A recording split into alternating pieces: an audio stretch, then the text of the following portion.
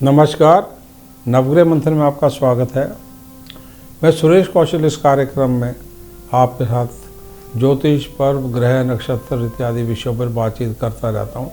कभी कभार हम सामाजिक विषयों पर भी कार्यक्रम करते हैं। हमारा एक मासिक कार्यक्रम होता है जिसमें सूर्य के राशि परिवर्तन पे हम हर माह कोशिश करते हैं कोई कार्यक्रम करने की।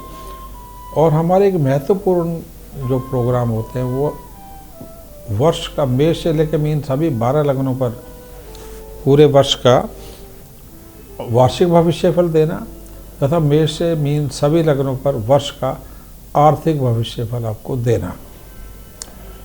अब मैं आपके साथ तुला लग्न पर वर्ष 2023 में आपका आर्थिक भविष्यफल क्या है ये बताने जा रहा हूँ। सबसे पहले आपको जानना आवश्यक है कि आपका तुला लगन है या नहीं। इसको जानने समझने के लिए क्या करें, आप अपनी बर्थ डिटेल्स पूरी जन्म की पूरी बर्थ डिटेल्स सॉफ्टवेयर से जुड़े किसी कार्यक्रम में फीड कर दें। स्क्रीन पे इस प्रकार का एक चित्र बनेगा जिसमें 7 नंबर तुला अथवा लिब्रा लिखा होगा, तो समझिए आपकी बात हो रही है। या नाम का अक्षर इनमें से कोई एक है तो आपकी बात हो रही है। क्या है नाम का अक्षर? रा, री, रू, रे, रो, ता, ती, तू, ते, ये नाम के अक्षर हैं, तो आपकी बात हो रही है। वर्ष 2023 में जब किसी भी लग्न की बात कर रहे तो कुछ अत्यधिक महत्वपूर्ण ग्रह स्थितियों का परिवर्तन हो रहा है। सबसे बड़े जो ग्रह परिवर्तन है इस प्रकार है, 1 से 17 जनवरी तक जो शनि मकर राशि में भ्रमण करते रहेंगे, 21 जनवरी से 31 दिसंबर तक कुंभ में रहेंगे और तुला लगन के पंचम भाव में आ जाएंगे, जिसको कंटक शनि भी कहते हैं। लाभ स्थान, धन स्थान और सप्तम भाव पे दृष्टि होने से काफ़ी मेहनत करा देंगे, तनाव की स्थिति का निर्माण बार बार करते रहेंगे। दूसरे ग्रह गुरु हैं, 1 जनवरी से 21 अप्रैल तक मीन राशि में छठे स्थान में, उसके बाद 21 अप्रैल से 31 दिसंबर तक मेष राशि सप्तम भाव में चले जाएंगे।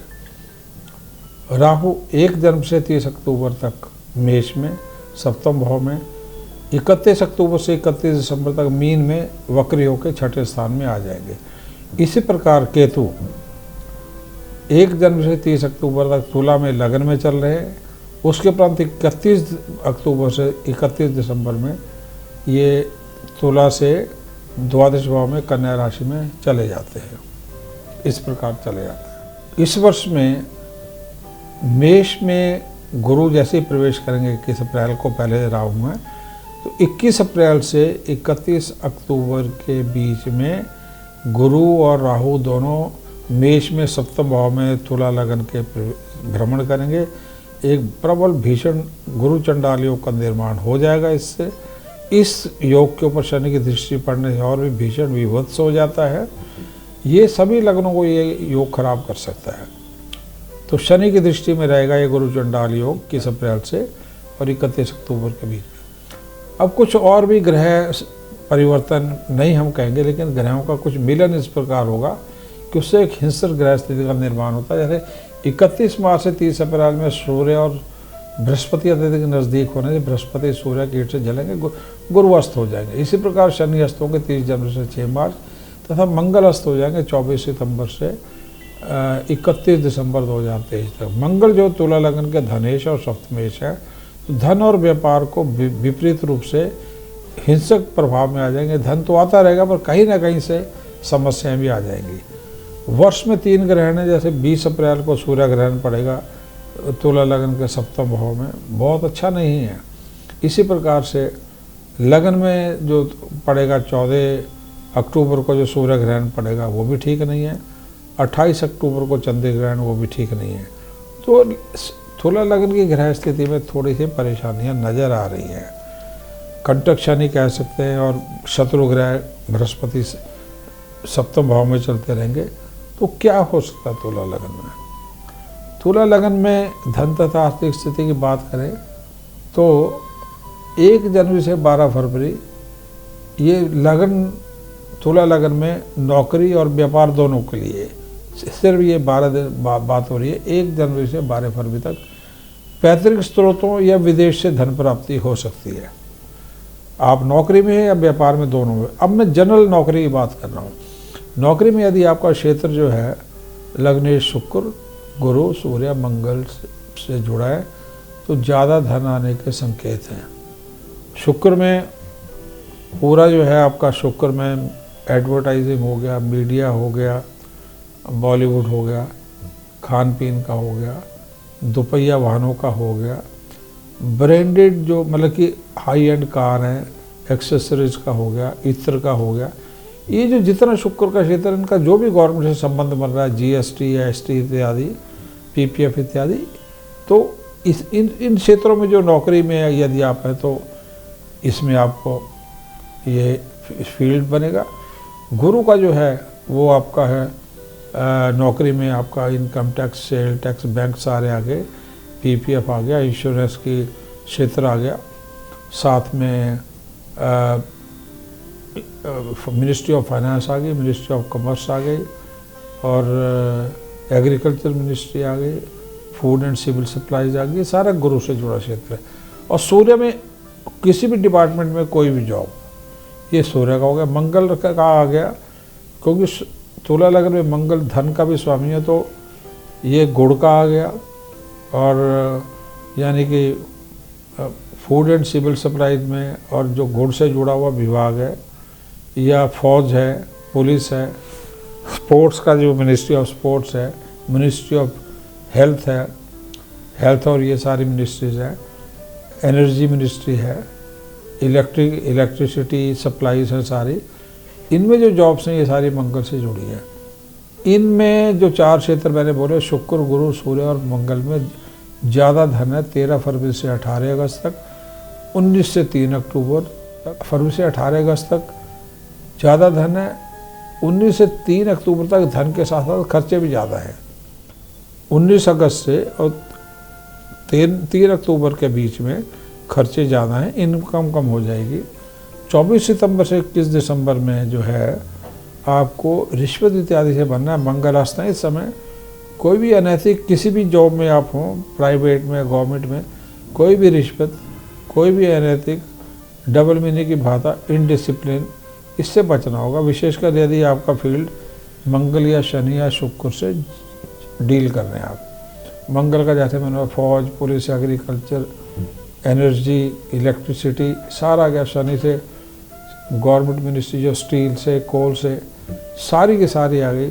और शुक्र का जैसे मैंने ऊपर बताया, इसमें बहुत अधिक सावधानी रखनी होगी विशेष करके।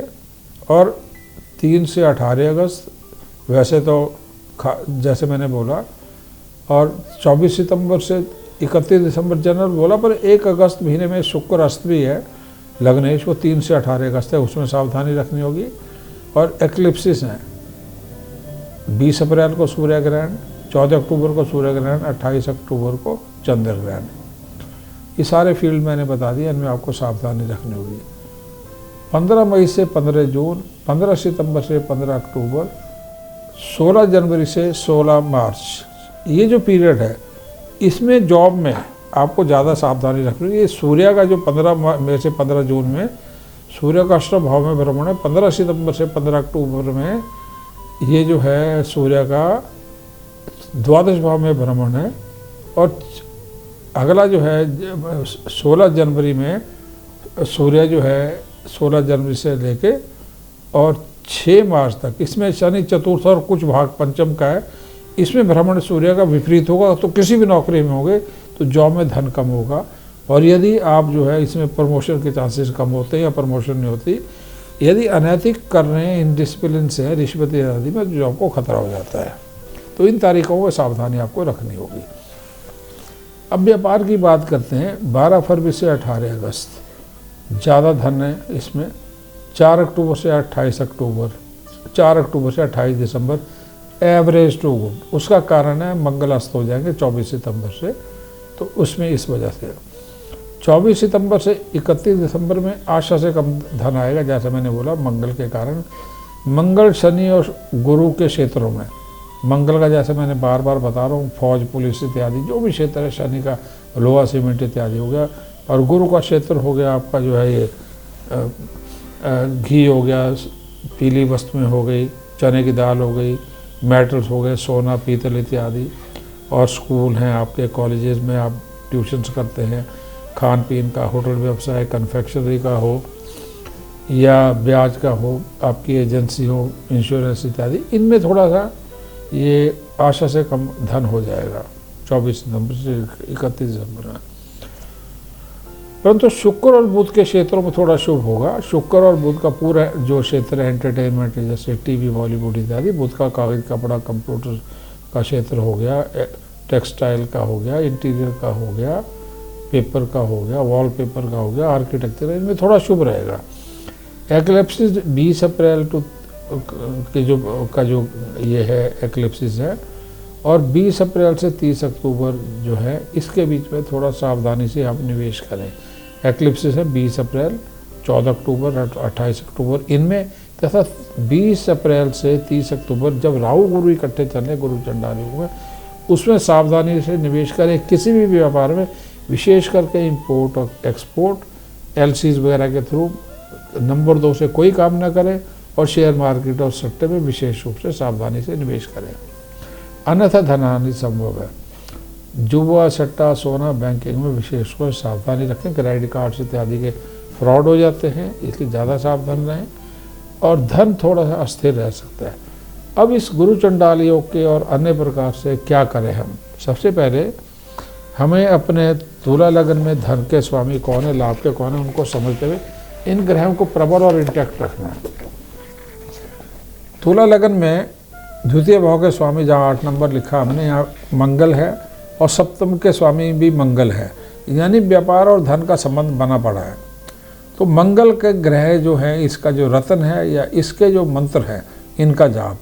लाभ का स्वामी सूर्य है, ये है जहाँ 5 नंबर लिखा है एकादश भाव, तो सूर्य के मंत्र जो है वही करें, रत्न से थोड़ा सा बचें, क्योंकि इसमें ये दोनों रत्नों को इकट्ठा धारण करना तुला लगन के लिए थोड़ा सा एग्रेसिव हो जाते हैं, तो उसका आप ध्यान करें।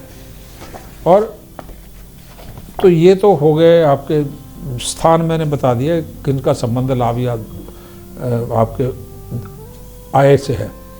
तो मंत्र है, जैसे मंगल के हैं, कोई भी मंत्र आप करें मंगल का या किसी भी ग्रह का, तो पहले गणेश मंत्र कर लें, ओम वक्रतुंडाय हूँ, इस मंत्र का जाप करें। उसके उपरांत आप जो है तुला लगन के लिए मंत्र जो है मंगल का, ओम क्रां क्रे क्रों सा भूमाय नमः। मूंगे का ये लाल चंदन या रुद्राक्ष। सूर्य का ओम हराम हरीम हरोम सह सूर्याय नमः। रुद्राक्ष माला से 3 या लाल चंदन से 3 माला का जाप कर सकते हैं। मूंगा, डायमंड और पन्ना, यदि मंगल की दशा चल रही हो, मंगल कुंडली में अस्त हो, विपरीत अवस्था में बैठा हो, तो डायमंड, क्योंकि ग्रह स्थिति तनावपूर्ण हो सकती है, तो डायमंड के स्थान पे आप सस्ता होता है सफ़ेद पुखराज, वो भी चांदी में मध्यम उंगली में धारण कर सकते हैं। तो डायमंड या सफ़ेद पुखराज मुख्य। दूसरे मूंगा और मंगल के मंत्र, यदि आप मंगल खराब हो तब आप मूंगा धारण करें, अन्यथा मंगल के मंत्रों से काम चलाएं। 7.5 इत्यादि चल रही हो, शनि की दशा चल रही हो, तो शनि के लिए आप जो है डायमंड और पन्ने के साथ जो है 3 से 3.5 रत्ती का नीलम, यानी मुख्य स्टोन कौन हो गए, डायमंड, नीलम और पन्ना। यदि अत्यधिक आवश्यक हो, मंगल की दशा हो, मंगल पहले से ही कुंडली में खराब हो, तो डायमंड और पन्ने के साथ में मूंगा ये धारण करें। राहु, गुरु और शनि के मंत्र जाप, क्योंकि सप्तम में राहु है, ओम भ्राम ह्रीम ब्रौं सा राहुए नमः। इसका आप धन के अलावा ये बाधाओं के लिए है, इसका जाप कर सकते हैं 1 माला रोज। गुरु का ओम ग्रांग्री ग्रौं सा गुरुवे नमः, अथवा गायत्री मंत्र गुरु के लिए ओम भूर्भुवः स्वाहा तस्वितुर्वरेण्यं भर्गो देवस्य धीमहि धियो यो न प्रचोदयात्, इसकी 1 माला जाप कर लिया। पंचम शनि के लिए ओम प्राप्रे प्रोसा शनि नमः। इस प्रकार जो है आप इन तीनों का जाप कर सकते हैं। या दान इन्हीं ग्रहों के लिए, शनि के लिए उड़द की दाल का, नमक का, गुरु के लिए चने की दाल या घी का, राहु के लिए 5 नारियल जटा वाले जो होते हैं वो, या तिल का, काले तिल का आप ये दान भी कर सकते हैं हर शनिवार के दिन। अब धन के लिए एक मुख्य मंत्र हर लगन के लिए मैं बता रहा हूँ, यदि आप उसको करेंगे तो जीवन में बड़ा अधिक लाभ पूरे जीवन रहेगा। ये हर लगन के लिए वो मंत्र इस प्रकार है, पहले गणेश मंत्र ओम वक्रतुंडाय हूँ करें। अब तुला लगन से जुड़े जो भगवान हैं, भगवान कृष्ण है या भक्ति सरस्वती हैं, दुर्गा सप्तशती में सरस्वती मंत्र जो है, सरस्वती अतिरिक्त मुख्य देवी हैं, तो ये मंत्र है लक्ष्मी, भक्ति, सरस्वती तीनों से जुड़ा हुआ है। श्री मंत्र इसको बोलते हैं। इसका आप लगातार जाप करें। क्या करें आप?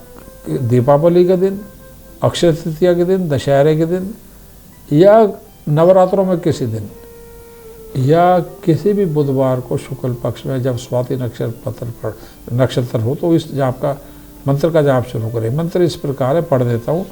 पूरे जीवन धन की कमी नहीं होगी। एक प्रकार से समझिए आप दुर्गा सप्तशती का पूरा पाठ सूक्ष्म रूप में कर रहे हैं। क्या है मंत्र? श्रीं ह्रीं क्लीं ऐं सौ ओम ह्रीं श्रीं का ए ई ला ह्रीं हा सा का हा ला ह्रीं सा का ला ह्रीं सौ में क्लीं हीं श्री। इसका जाप यदि आप जीवन भर करते हैं तो आपको कभी भी जीवन में धन की कमी नहीं होगी। धन्यवाद। नमस्कार।